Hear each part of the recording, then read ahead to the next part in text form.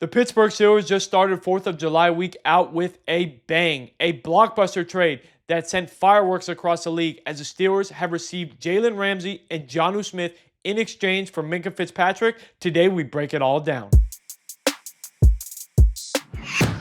I know it's hard to believe, but Minkah Fitzpatrick is no longer a Pittsburgh Steeler. And a lot of people, they're up in arms about that. How could you trade away one of the best players on the Steelers defense, the heart and soul of the defense, a vocal leader, a team player that did everything asked of him? The truth of the matter is, Minkah Fitzpatrick was no longer the same player. You go back and look at his first 3 years in Pittsburgh, 12 interceptions. You look at the last 2 seasons, just 1. And part of that is not all due to Minkah Fitzpatrick. The Steelers, they asked him to play all over the defense. They asked him to play in the box. They asked him to play nickel. They asked him to basically be a souped-up linebacker at times. That's obviously going to take away from your production. But whether it was durability or just erosion of his skill set, it was clear over the last 2 seasons to not only the Steelers, but to multiple NFL evaluators and sources told A to Z Sports that he was no longer the same player. And so what did the Steelers do? They dump his salary and they bring on Jalen Ramsey and Jonnu Smith. And I understand that Jalen Ramsey is aging, but you go back and look at his last season with the Dolphins. He was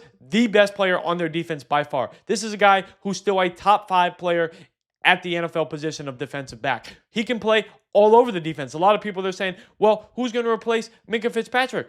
Jalen Ramsey could very well replace Minkah Fitzpatrick. This is a guy who can play outside corner. He can play the slot/nickel position. You can even stick him at safety. And then you go to Jonnu Smith. We have a souped-up, playmaking tight end number 2 to go along with Pat Freiermuth. I understand that his position is tight end, but this guy can play Y, he can play F, he can play H-back. He's just another giant weapon for Aaron Rodgers and for the Steelers offense. So all in all, I understand that giving up an all-time great, a player who was one of the best safeties to ever play for the Pittsburgh Steelers, seems like a major loss. But with what the Steelers have done this offseason, going all in 2025, signing Aaron Rodgers, trading for DK Metcalf, now acquiring Jalen Ramsey and Jonnu Smith, the pressure is on. That's the truth. I get it.